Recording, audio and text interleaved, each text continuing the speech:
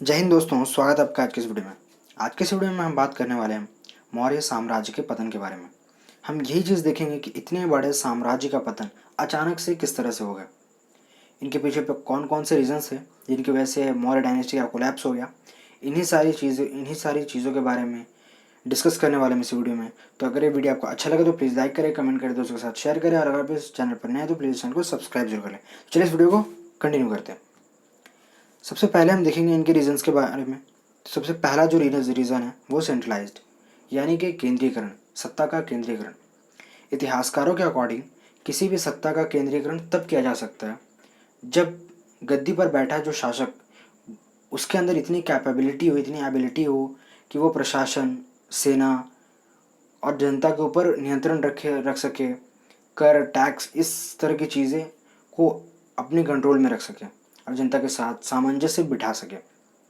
तो इसके लिए ज़रूरत पड़ती है हमें एक ऐसे शासक की जो कि शक्तिशाली हो, उसका दिमाग तेज़ हो। जैसे कि हम बात कर सकते हैं चंद्रगुप्त मौर्य, अशोक, इन जैसे सम्राटों के बारे में बात कर सकते हैं। तो इनके अंदर की योग्यता थी जिनकी वजह से इन्होंने उनके टाइम पे सत्ता का केंद्रीकरण चल गया। लेकिन अब हम बात करेंगे अशोक की जब मृत्यु हुई 232 BC यानी कि बिफोर क्राइस्ट में। उसके बाद क्या हुआ, उसके बाद जितने भी उनके उत्तराधिकारी आए वो सब कहीं ना कहीं अशोक या फिर चंद्रगुप्त मौर्य से कम शक्तिशाली थे या फिर कम योग्य थे, जिनकी वजह से ये इतना बड़ा साम्राज्य वो संभाल नहीं पाए क्योंकि वो योग्य नहीं थे, जिनकी वजह से ये इतना बड़ा साम्राज्य धीरे धीरे धीरे धीरे गिरता चला गया। दूसरा रीज़न हम देखेंगे रवि प्रसाद, जो कि एक बहुत फेमस हिस्टोरियन है। उन्होंने क्या कहा कि उन मौर्य डायनेस्टी का जो कोलैप्स होने के सबसे पीछे जो सबसे बड़ा रीज़न है वो उनके अकॉर्डिंग है धार्मिक नीति। उनके अकॉर्डिंग यही था कि अशोक सम्राट, जो कि चंद्रगुप्त मौर्य के पोते थे, तो इतने बड़े साम्राज्य का पतन क्यों हो गया। ऐसा उनके अकॉर्डिंग कि अशोक ने धार्मिक नीति को बहुत ज़्यादा बढ़ावा दिया था। धार्मिक नीति भी क्या चीज़, उन्होंने बौद्ध धर्म को अपना लिया था और बौद्ध धर्म के अनुसार संघ बनाए जा रहे थे। बौद्ध धर्म के लोगों को साथ धर्म प्रचार के लिए एक जगह से दूसरी जगह भेजा जा रहा था, यानी कि स्पेशली उस टाइम में बौद्ध धर्म को बहुत ज़्यादा प्रोत्साहन, प्रचार प्रसार का मौका दिया जा रहा था क्योंकि जो शासक थे वो खुद बौद्ध धर्म को अपना चुके थे। तो उनके अकॉर्डिंग यही कहना है कि धार्मिक नीति सबसे बड़ा रीज़न थी, क्योंकि यही रीज़न था जिसकी वजह से पुष्यमित्र शुंग, जो कि शुंग वंश के संस्थापक हैं, उन्होंने उन्होंने इनके ऊपर अटैक किया। यानी कि इस वंश के जो सबसे अंतिम शासक थे वो बेसिकली बृहद्रथ माने जाते हैं उनको। ये बेसिकली पुष्यमित्र शुंग इनके सेनापति थे, बृहद्रथ के। तो पुष्यमित्र शुंग ने उनकी हत्या करके शुंग वंश की स्थापना की और वहीं से मौर्य साम्राज्य का पतन हो गया।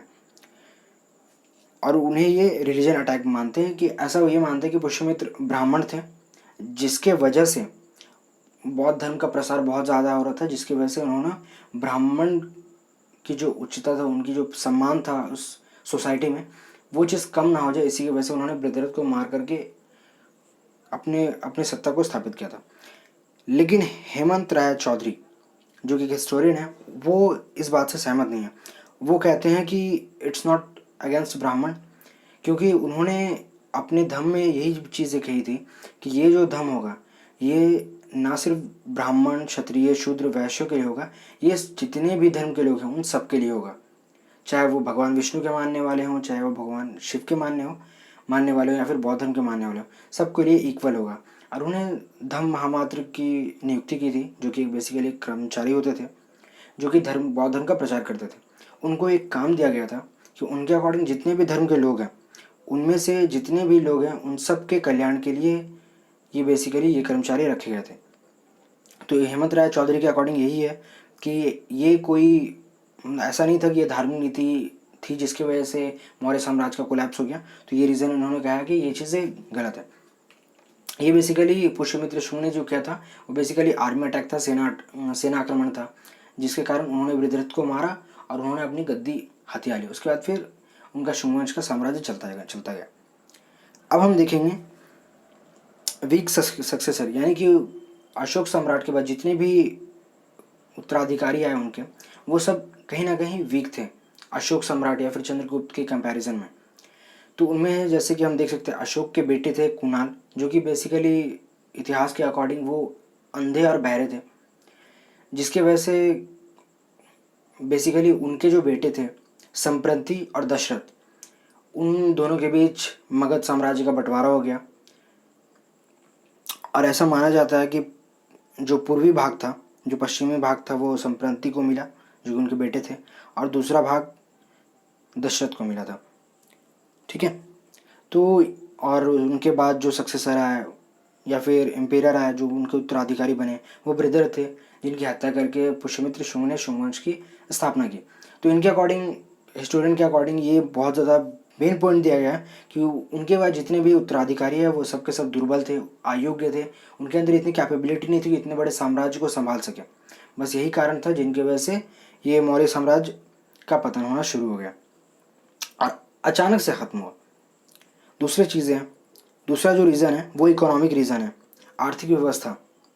उनके अकॉर्डिंग मौर्य सम्राट में जो सबसे मेन थे अशोक सम्राट चंद्रगुप्त मौर्य, चंद्रगुप्त मौर्य, और उनके बाद उनके बेटे बिंबिसार, उसके बाद फिर उनके बेटे अशोक सम्राट। वो बेसिकली उन्होंने बौद्ध धर्म को अपना लिया था। उसके बाद से उन्होंने बहुत सारे दान करने शुरू कर दिए थे।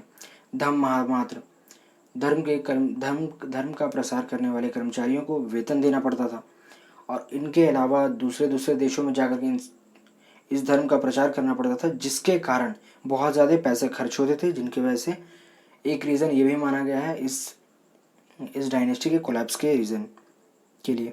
दूसरा, पुअर वेलफेयर सोसाइटी। इन्होंने क्या किया था कि जो भी लोग जो सेना में थे, अगर वो मर जाते थे या फिर किसी कारणवश उनकी मृत्यु हो जाती थी, जो कि राज्य दरबार में काम करते थे, फिर उनके कल्याण के लिए मौर्य सम्राट उनके परिवारों को पालन पोषण भरण का, इन सारी चीज़ों का जो एक्सपेंसेस था वो सारी उन्हें मुहैया करवाते थे। और ये सारी चीज़ें करते थे धम्म महामात्र, यानी कि धर्म का प्रचार करने वाले कर्मचारी। ठीक है, तो ये रीज़न देख लिया हमने। और तीसरा हमने धर्म एक्सपेंसेस देखे, जैसे कि बहुत सारी चीज़ों ऊपर अभिलेख लिखवाना, कुएं बनवाना, रोड बनवाना, इस तरह के बहुत सारे सार्वजनिक कार्य थे जो कि अशोक सम्राट ने किए, जिनके ऊपर बहुत ज़्यादा एक्सपेंसेस आता था। अगर हम बात कर रहे हैं एक्सपेंसेस के बारे में, तो राजघराना, फिर सेना के लोगों को पैसे देना, महामंत्री, मंत्री, जितने भी लोग थे जो कि एडमिनिस्ट्रेशन में बहुत सारे काम करते थे, गुप्तचर, वैश्या, इन सारे लोगों को पैसे देने पड़ते थे। और वो सब ऐसा माना जाता है कि वो सारे के सारे पैसे नकद में देने पड़ते थे। यही सारे रीज़न हैं जिनकी वजह से, ऐसा हिस्टोरियन के अकॉर्डिंग ऐसा माना जाता है कि इन्हीं सारी रीज़नों की वजह से मौर्य साम्राज्य कोलैप्स हो गया। अब देखते हैं हम non trained civil servants. Historian का एक चीज़ ये भी मानना है कि उन्होंने जब दुर्बल उत्तराधिकारी आने शुरू हुए, उसके बाद फिर उनके काल में ये होता था कि जितने भी सिविल सर्वेंट होते थे, यानी जितने भी अधिकारी होते थे, वो सबको प्रशिक्षण या फिर ट्रेनिंग नहीं दी जाती थी, और बिना ट्रेनिंग के ही उन्हें काम पर रख लिया जाता था। जिसकी वजह से कहीं ना कहीं वो रीज़न बहुत ज़्यादा इम्पॉर्टेंट था कि बिना ट्रेनिंग के किसी भी सर्वेंट को रखना या फिर कर्मचारी को रखना, वो उस राज्य के लिए, उस राज्य के जनता के लिए बहुत ज़्यादा हानिकारक सिद्ध होता। तो यही सारे रीज़न्स हैं, जिन रीज़न्स के अकॉर्डिंग हिस्टोरियन ने हमें ये बताया कि ये सारे रीज़न्स हैं जिनकी वजह से मौर्य डायनेस्टी का कोलैप्स हो गया, यानी कि मौर्य साम्राज्य का पतन हो गया। तो आज के इस वीडियो में बस इतना ही था। अगर ये वीडियो आपको अच्छा लगा तो प्लीज़ लाइक करें, कमेंट करें, दोस्तों के साथ शेयर करें, और अगर आप इस चैनल पर नए हैं तो प्लीज़ इस चैनल को सब्सक्राइब जरूर कर लें। तब तक के लिए जय हिंद, वंदे मातरम, keep studying and believing in yourself, one day you will be success.